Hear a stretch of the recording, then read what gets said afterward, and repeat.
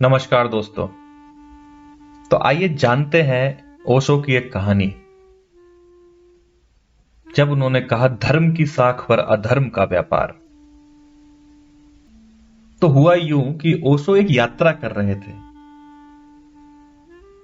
कुछ बुढ़े स्त्री पुरुष भी तीर्थ यात्रा पर जा रहे थे और एक सन्यासी भी उनके साथ था और ओशो उनकी बात सुन रहे थे। सन्यासी उन वृद्ध लोगों को समझा रहे थे कि मनुष्य अंत समय में जैसे विचार करता है वैसी ही उसकी गति होती है। जिसने अंत संभाल लिया उसने सब संभाल लिया। मृत्यु के क्षण में परमात्मा का स्मरण होना ही चाहिए। और ऐसे ऐसे पापी भी हुए हैं जिन्होंने भूल से अंत समय में परमात्मा का नाम ले लिया और आज वो मोक्ष का आनंद लूट रहे हैं। सन्यासी की बात अपेक्षित प्रभाव पैदा कर रही थी।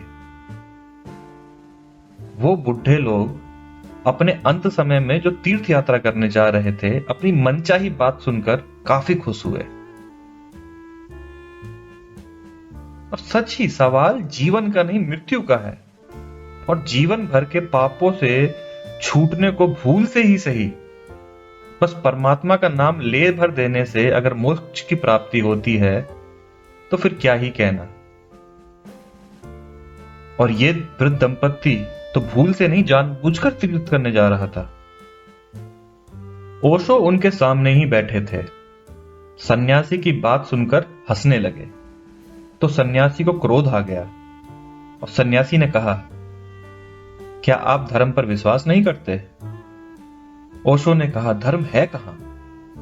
अधर्म के सिक्के ही धर्म बनकर चल रहे हैं। खोटे सिक्के ही विश्वास मांगते हैं, असली सिक्के तो बस आंख चाहते हैं। विश्वास की उन्हें आवश्यकता ही नहीं होती।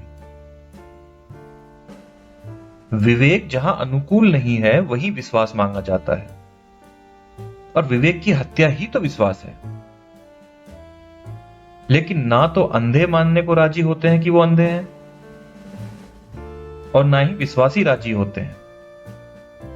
अंधों ने और अंधों के शोषकों ने मिलकर जो षड्यंत्र किया है उसने करीब करीब धर्म की जड़ काट डाली है। धर्म की साख है और अधर्म का व्यापार है। और ये जो आप इन वृद्धों को समझा रहे हैं, क्या उस पर कभी आपने विचार किया? जीवन कैसा ही हो बस अंत समय में अच्छे विचार होने चाहिए। इससे मूर्खतापूर्ण बात और क्या हो सकती है? क्या इससे भी अधिक बेईमानी की कोई बात हो सकती है? और क्या यह संभव है कि बीज नीम के और वृक्ष भी नीम का और फल आम का लग जाए? यह तो बहुत बेतुकी बात हुई। अब जीवन जैसा है उसका निचोड़ ही तो मृत्यु के समय चेतना के समक्ष हो सकता है। मृत्यु क्या है? क्या वो जीवन की ही परिपूर्णता नहीं है? वो जीवन के विरोध में कैसे हो सकती है? मृत्यु तो जीवन का ही विकास है। ये तो जीवन का ही फल है। और ये कल्पनाएं काम नहीं देंगी कि एक पापी आदमी जिसका नाम अजामिल था और वो अपने अंतिम समय में मरते समय अपने लड़के को बुलाता है जिसका नाम नारायण था और उसने अपने लड़के को उसके नाम से बुलाया कि नारायण इधर आओ। और इसीलिए भूल से भगवान का नाम उच्चारित हो गया।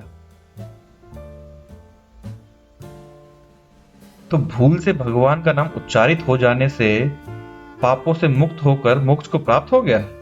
ऐसा तो नहीं हो सकता। अब मनुष्य का पापी मन क्या क्या आविष्कार नहीं कर लेता। और इन भयभीत लोगों का शोषण करने वाले व्यक्ति तो सदा ही मौजूद हैं। फिर भगवान का क्या कोई नाम है? भगवान की स्मृति तो बस एक भाव दशा है। अहंकार शून्यता की भाव दशा ही परमात्मा की स्मृति है।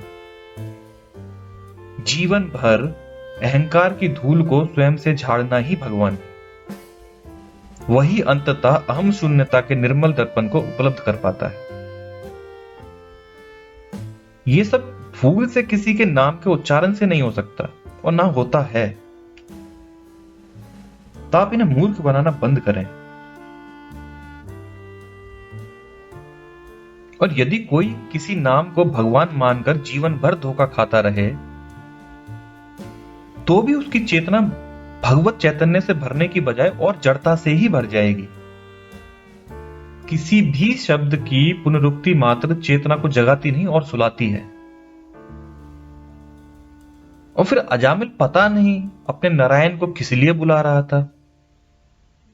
बहुत संभव तो यह है कि अंत समय को निकट जानकर अपने जीवन की कोई अधूरी योजना उसे समझाना चाहता हो। अंतिम क्षणों में स्वयं के जीवन का केंद्रीय तत्व ही चेतना के समक्ष आता है और आ सकता है। और बिल्कुल मुमकिन है कि उसका कोई इरादा ना रहा हो भगवान को याद करने का, बस संयोगवश उसके पुत्र का नाम नारायण होने से उसने नारायण का नाम ले लिया।